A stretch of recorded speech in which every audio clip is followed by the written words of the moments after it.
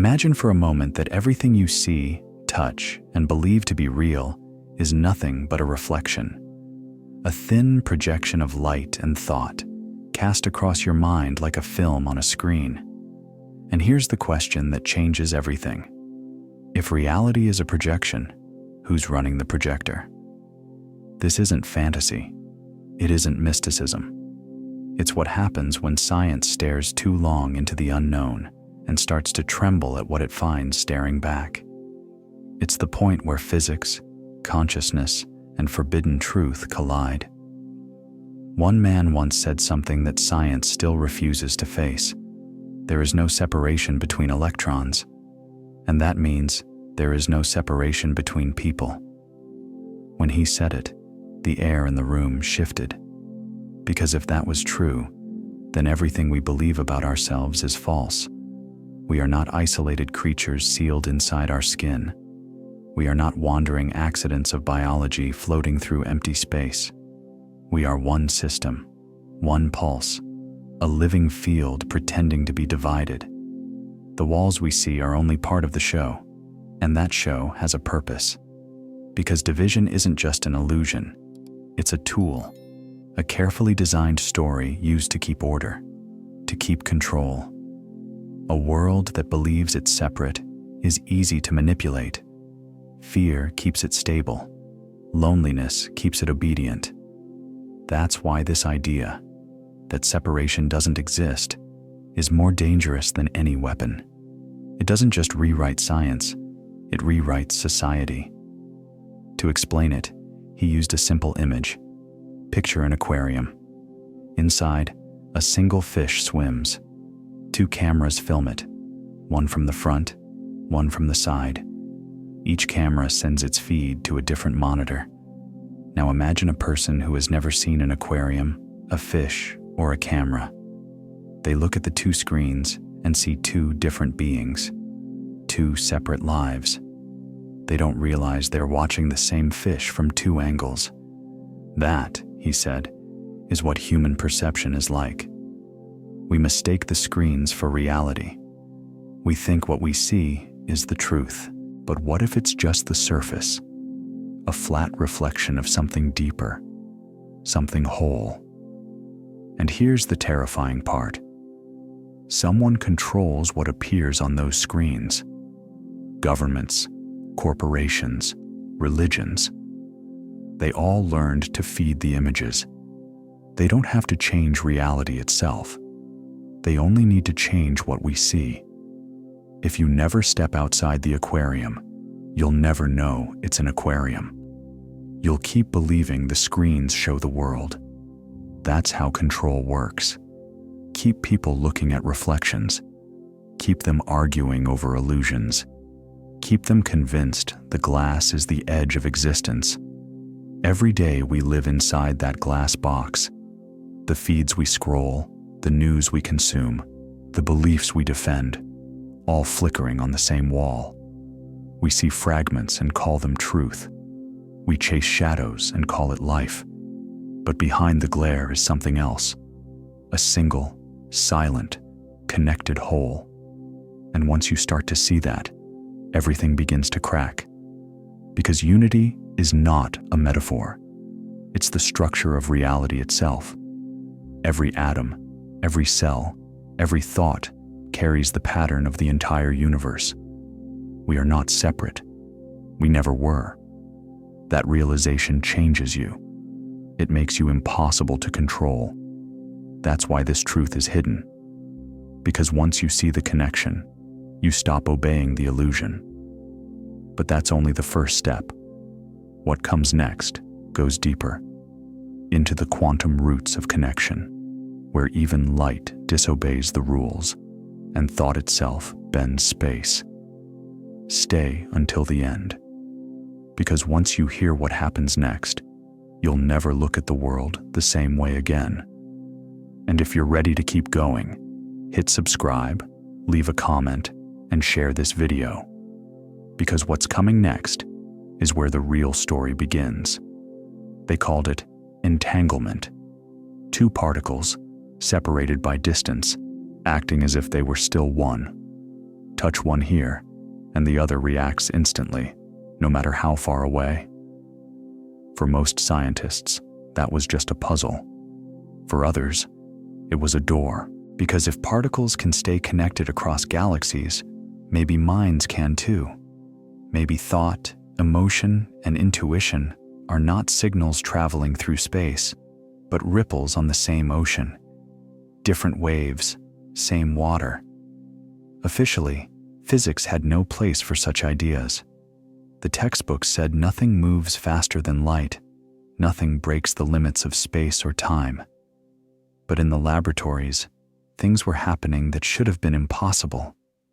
Particles linked across infinite distance responded as one. No wires, no signals, no delay. And if that law was broken, then maybe every other boundary could be broken too.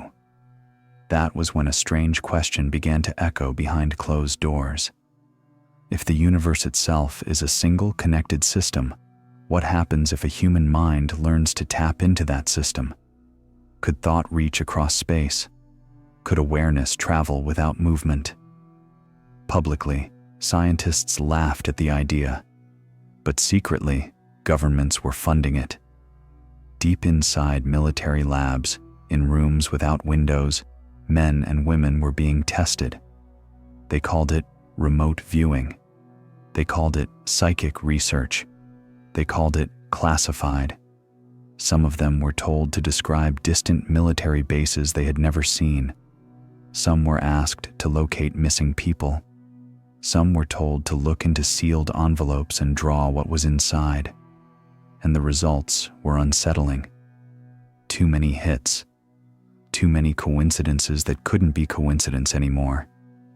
The world was told it was nonsense, but the same world spent millions studying it. One physicist warned that the brain might not be the source of thought at all.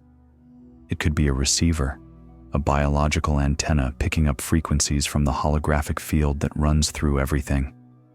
That would mean consciousness isn't inside the skull. It's everywhere. The mind doesn't generate awareness, it tunes into it. And that idea terrified those in control. Because if that's true, then no one can own consciousness. No one can cage it, sell it, or weaponize it without admitting it exists first. A population that knows its thoughts are connected doesn't need authority. It doesn't fear isolation. It doesn't obey.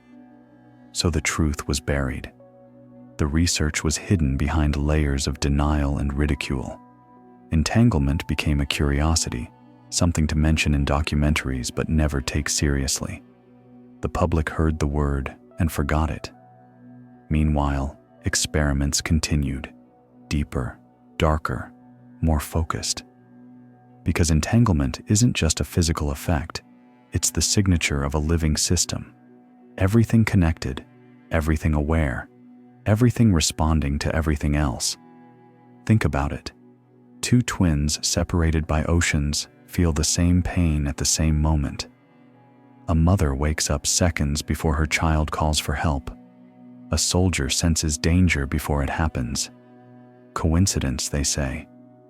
But what if it isn't? What if that's just how the universe whispers? Those who understood this didn't see superstition. They saw design, a pattern, a field that links all matter, all energy, all thought. The deeper you look, the less you find things, and the more you find connection. This is why he said, there's no separation. Not between particles, not between people, not even between moments in time. Everything touches everything.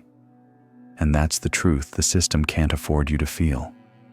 Because once you feel it, once you know it, the illusion of control fades.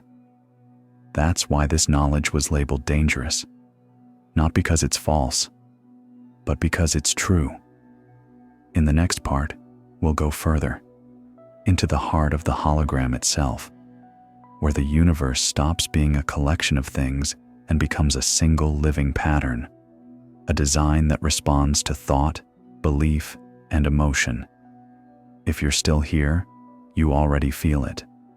So stay tuned, and if you want this truth to spread, hit like, share your thoughts below, and subscribe. Because this is where science ends and reality begins. A hologram looks like a trick of light. Shine a laser on a special plate, and an image floats in the air. Break the plate in half, and each piece still holds the entire picture. Break it again, and the pattern is still there, fuzzier, but whole. Now imagine that isn't just a laboratory trick. Imagine that's the blueprint of the universe. Every point in space, every atom, every cell contains the whole, not a copy. The whole. That's what he believed.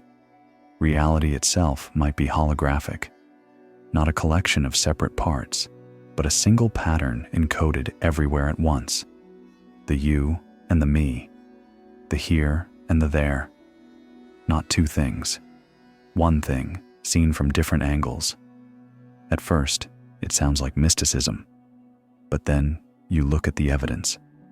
Physics already shows particles acting as one across impossible distances.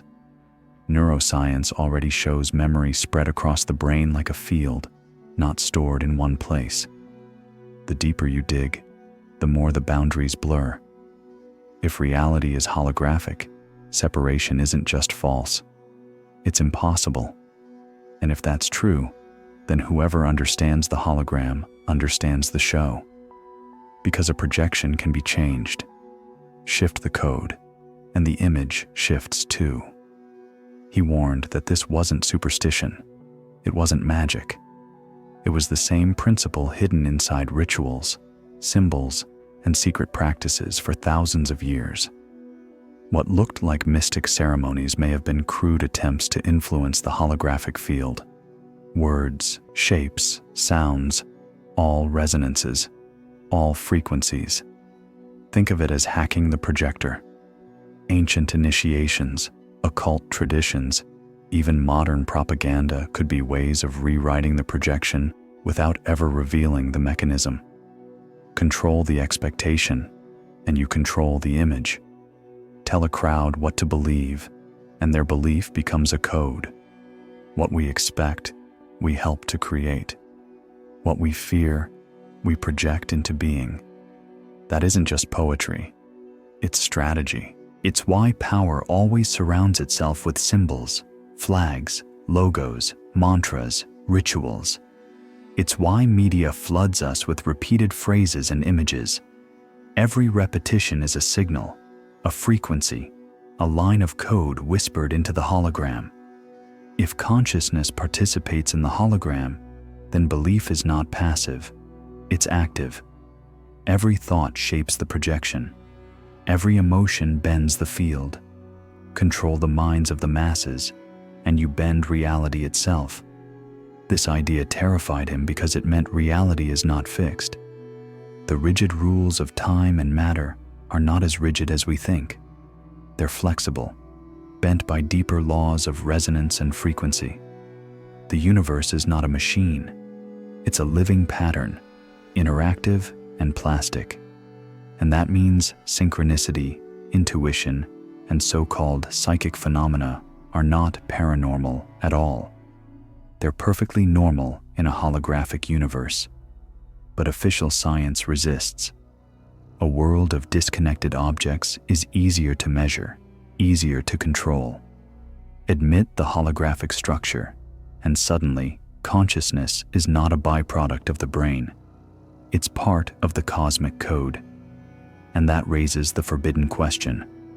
If the universe is a hologram, who is running the projector? He never claimed to know the full answer, but he warned that the blueprint of reality, holographic, interconnected, malleable, has already been glimpsed by institutions that have no intention of sharing it freely. For them, the hologram isn't philosophy, it's power.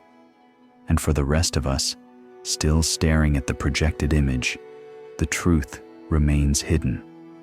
In the next part, we'll explore what happens when this holographic model collides with consciousness, how your memories, your senses, Even your identity may not be local at all. Stay tuned. And if this vision makes sense to you, drop a comment, subscribe, and share this video. Because the deeper we go, the more the walls begin to crack. Most of us think of memory like a library, shelves inside the brain, each event stored in its own slot, each face, each word, each smell tucked neatly away. That's what we're taught. That's what we believe. But it isn't true. Decades ago, researchers tried to find the mythical memory cell. They trained rats to run mazes, then surgically removed parts of their brains. They expected the rats to forget the path once the right area was destroyed. But no matter which part they cut away, the memory stayed. The rats slowed down, grew clumsier, but they still remembered. The map of the maze refused to vanish. What that meant was shocking. Memory isn't local.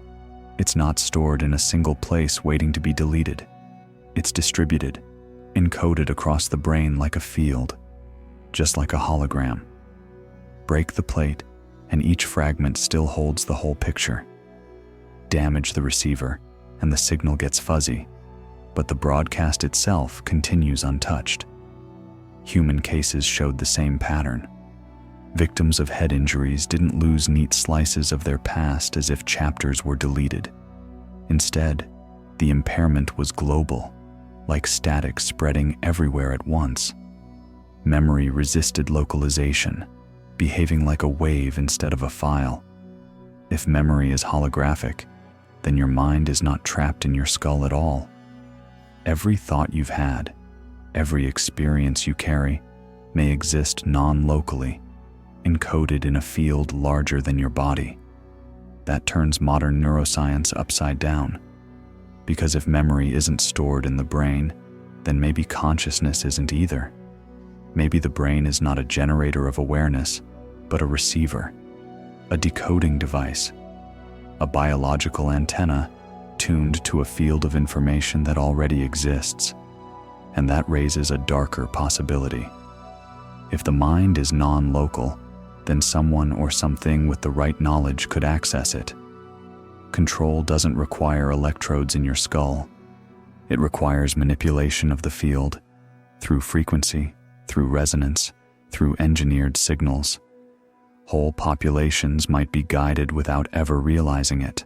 That's why, he warned, the myth of local storage dominates textbooks. It isn't science, it's strategy. As long as people believe their minds are sealed, they will never explore beyond the edges of their skull. They will never suspect their thoughts are part of a field, already connected, already exposed. But once you see through it, strange experiences begin to make sense. Déjà vu, precognitive dreams, sudden flashes of knowledge that seem to come from nowhere. In the holographic model, these aren't mystical accidents. They're signs that your mind is tuning into the field, glimpses of a memory that is not yours alone, but shared.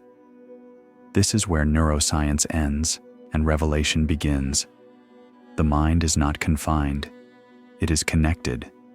And if this truth were widely known, the boundaries of identity itself would collapse. The idea of me and you would dissolve. The system built on isolation would crumble. That's why the false storage myth continues to be taught. Not to enlighten you, to protect the illusion. Think about it. If your memories, your intuition, your inner life are all woven into a field, then you are already more than one person. You are already everyone. You are the field looking at itself. And once you know that, you stop being predictable. You stop being controllable. In the next part, we'll go deeper into the hidden mathematics of perception itself, the strange code inside your brain that mirrors the code inside the universe, and why this connection may be the most powerful secret of all. If this resonates with you, like the video, subscribe, and leave a comment. Because what comes next may change the way you see reality itself. It begins with a strange coincidence. The very same mathematics that makes a hologram possible is the mathematics your brain uses to see the world. It's called a Fourier transform, a way of translating waves into images, frequencies into forms. Shine a laser through a holographic plate, and an image appears. Break the plate, and each piece still contains the entire picture. The pattern is encoded in the frequencies, not in the surface. Now look at the brain. Decades ago, researchers discovered something no one expected. Your nervous system uses Fourier transforms to process sensory data.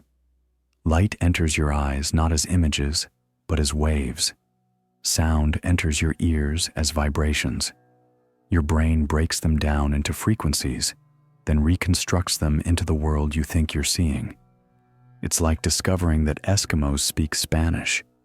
Impossible at first glance, but true. And that means something staggering. You're not looking directly at reality. You're decoding a wave field. You're reconstructing a projection from frequencies into forms.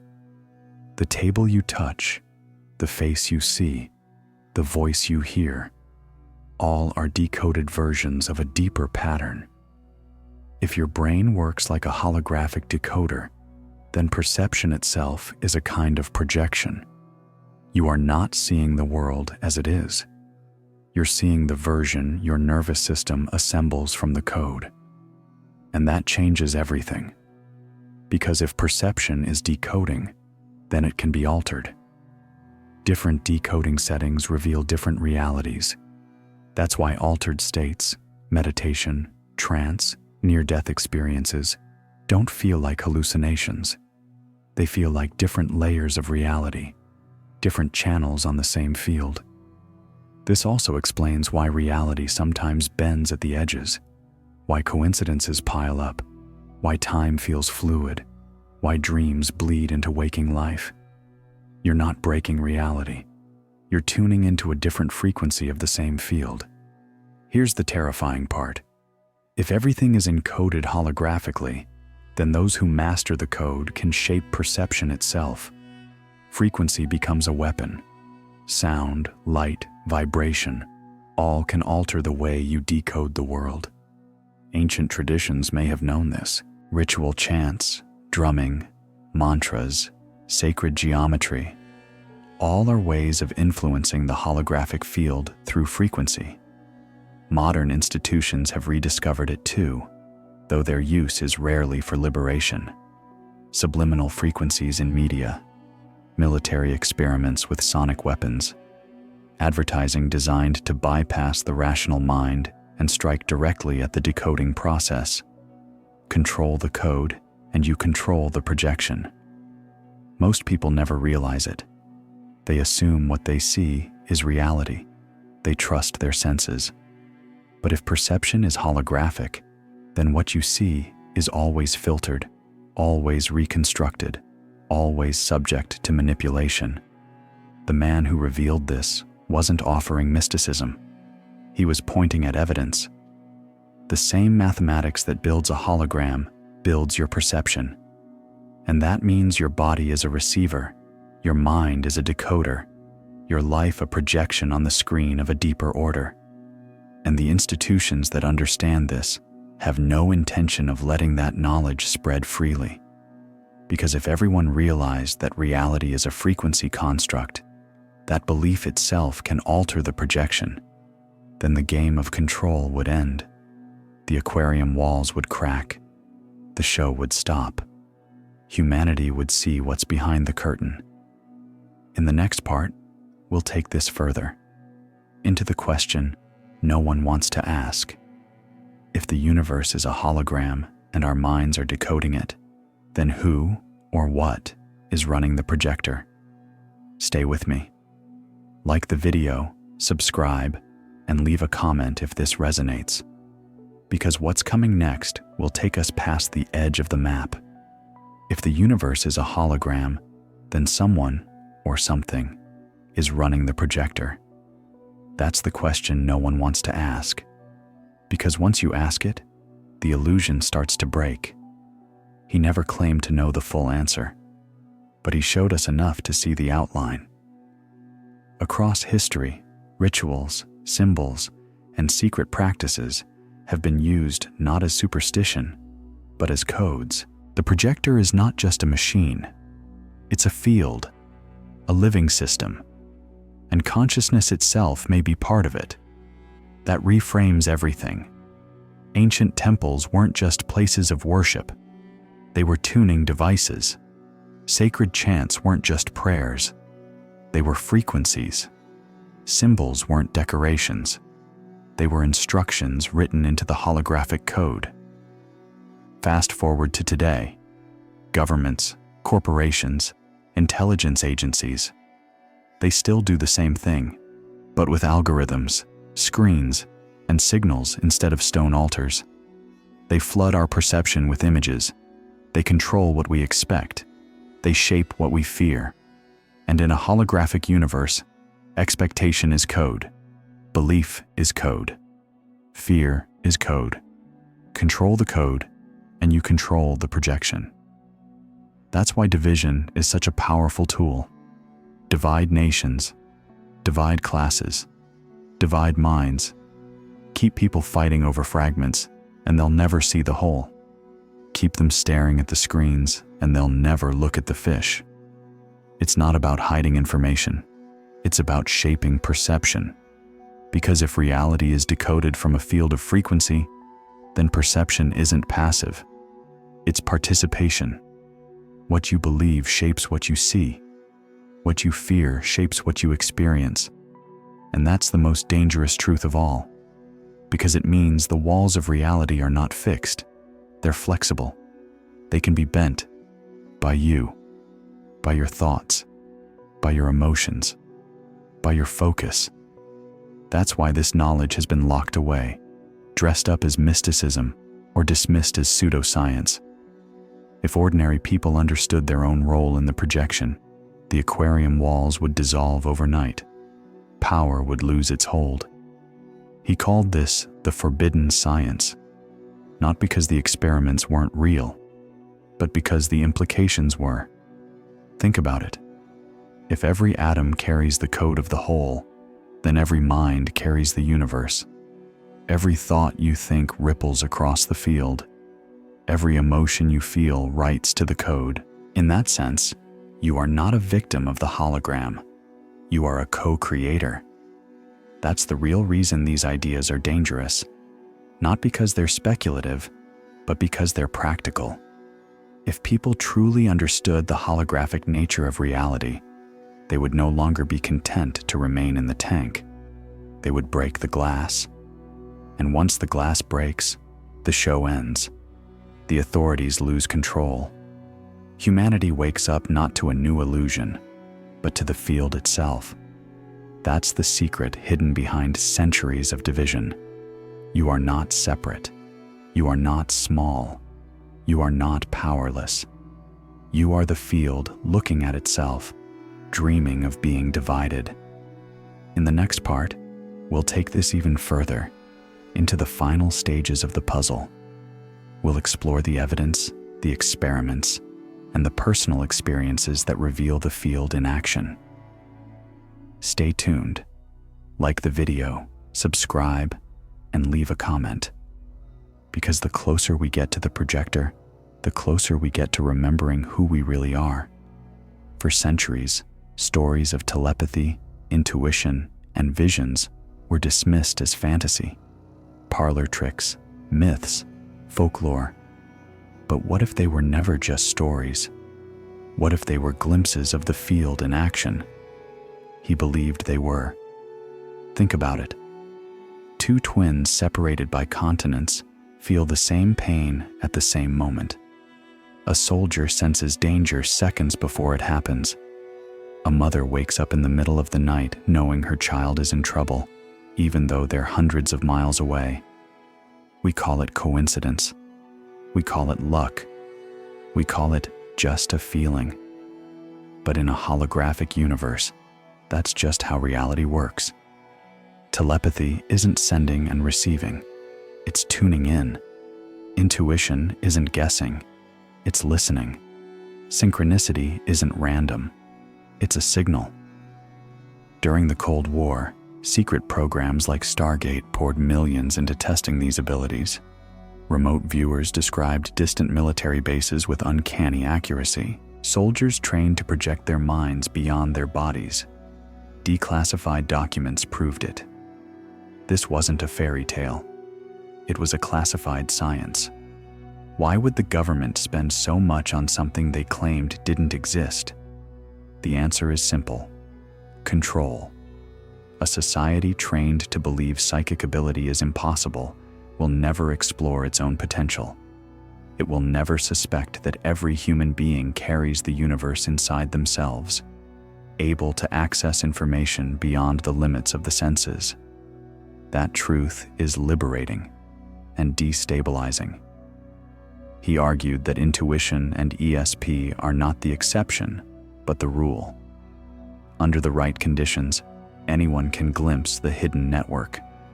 Some do it spontaneously, others through meditation, altered states, or trauma. The potential is there in everyone, and that's what made him dangerous. Because if ordinary people discovered that separation is an illusion and psychic connection is natural, the entire framework of society built on hierarchy, secrecy, and authority would crumble.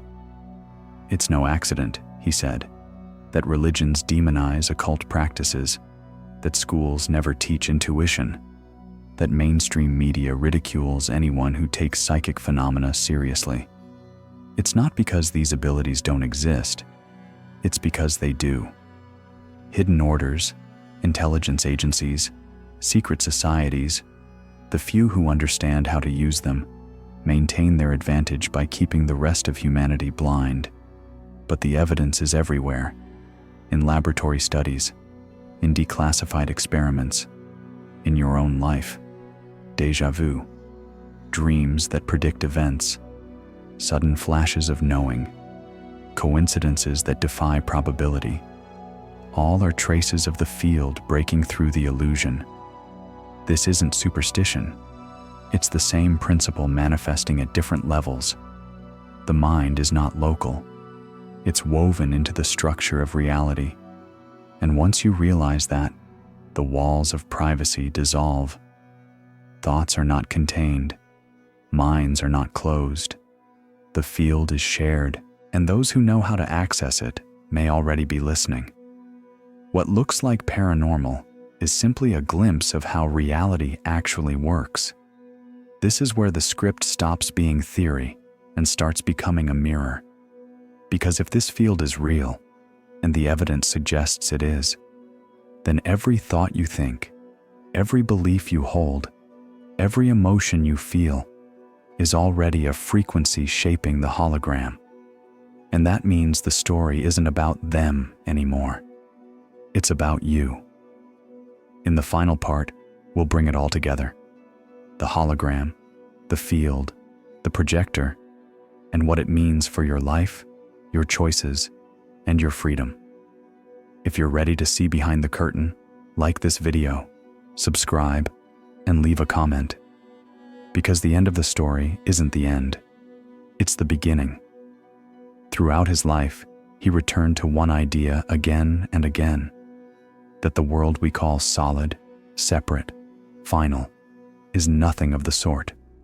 From the illusion of division to the forbidden science of entanglement, from the holographic nature of memory to the hidden mathematics of perception, his message never changed. Reality is not what it seems. If every atom contains the whole, if every mind mirrors the universe, then the boundaries we defend, nations, identities, even death itself, are illusions. Fragile lines drawn across an endless field. Science dismissed it, religion feared it, power buried it. But the evidence kept returning, written not in textbooks, but in experience. The strange coincidences, the dreams that come true, The feeling of being watched only to turn and find eyes already on you. The universe whispering to itself through us. He believed that what we call paranormal is simply normal reality seen without the filter. Consciousness, memory, energy, all connected, all holographic, all alive. And that truth carries weight. Because once you understand that you are part of the field, you can no longer pretend to be a spectator. You are not watching the projection. You are participating in it. Every thought, every fear, every dream, every word is a line of code shaping the hologram. That's why this idea was never meant for everyone. Because if people realized the hologram can be rewritten, they would stop waiting for permission to change their lives. They would stop obeying stories written by others. Those who understand the code can bend the projection. Those who understand belief can bend reality. That's how the world has always been ruled, not by force, but by perception. Yet the cracks are growing. Around the world, more people are feeling it. The pull of synchronicity, the soft static behind coincidence, the undeniable sense that something vast connects everything. It isn't new. It's what has always been there, waiting to be remembered. And maybe that's the real secret of the projector. It was never out there. It was never hidden behind the glass. The projector is you. The field is you. The hologram, the code, the connection. All of it lives within the same consciousness looking out through your eyes right now. That's why he said, there is no separation. Not between people, not between particles, not between life and death. Only the illusion of separation. And the illusion was always the trap. You don't escape the aquarium by breaking the glass. You escape by realizing there was never any glass to begin with. The world you see is not the end of the map. It's the beginning of the real one. And the moment you start to see the patterns, the echoes, the mirrors, the coincidences too precise to be chance, you begin to wake up. Reality doesn't happen to you. It happens through you. And that is the point where fear ends and creation begins. So if this message found you, it's not by accident. Maybe it was time for the field to remind itself of what it already knows. Take a breath. Feel the connection. Look around. You are already inside the code, and you've always had the power to change it. And if you want to keep exploring this, stay close. Add your voice. Share what you feel. Subscribe if it resonates. Leave a thought below. Not for me, for the field. Because every word, every mind, every spark feeds the signal. And together, maybe we can help the world remember what it forgot. That there was never a them and us. There was only one. Always one.